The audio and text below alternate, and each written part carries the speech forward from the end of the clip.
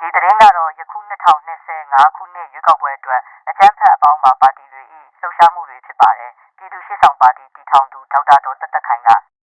ပြည်သူကိုအယုံသွင်းပြီးတော့ဘာသာရေးကိုတုံးချက်ပြီးမဲဆွေနေတာဖြစ်ပါတယ်။ဒါကိုတချို့ဆင်းရဲတဲ့လက်လုံလက်စားပြည်သူတွေကငွေရမှာဆိုတော့သူတို့၏စကားတန်တွေသူတို့၏မဲဆွေစည်းရုံးတာကိုလက်ခံနေရတာပေါ့ဗျာ။စာဝတ်နေရေးအတွက်အဆင်ပြေတာပေါ့။ဒါပေမဲ့ချမ်းသာတဲ့သူတွေအမှန်တရားကိုလိုလားတဲ့သူတွေအကြမ်းဖက်ဖက်စစ်ကိုမလိုလားတဲ့သူတွေကဒီမဲဆွေစည်းရုံးတာကိုမလိုလားအပ်ပါဘူး။ပြည်သူကိုတတ်မဲ့အစိုးရကိုထောက်မခံကြပါဘူးဗျာ။ဒါကိုသိနေပေမဲ့စာဝတ်နေရေးညအဆင်မပြေတဲ့ပြည်သူတွေကသူတို့၏မာယာလဲကွက်မှာဝင်ပါနေရတာပေါ့ဗျာ။မတာမာတဲ့မဲဆွေစည်းရုံးတာဟာအကြမ်းဖက်ကိုအားပေးတာပဲဗျာ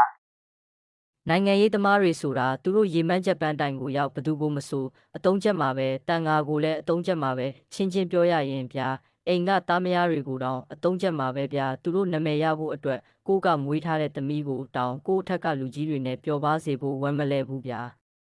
ပြည်သူကိုတေရင်းတဲ့ထဲမဲ့ရွေးကောက်ပွဲဆိုတာမမားပါဘူးဘာလို့လဲဒီလောက်မြန်မာနိုင်ငံတပြည်နယ်လုံးကိုအစုလိုက်အပုံလိုက်တက်နေတာကိုသူများတည်ကိုမတည်ရင်ပြီးရောဆို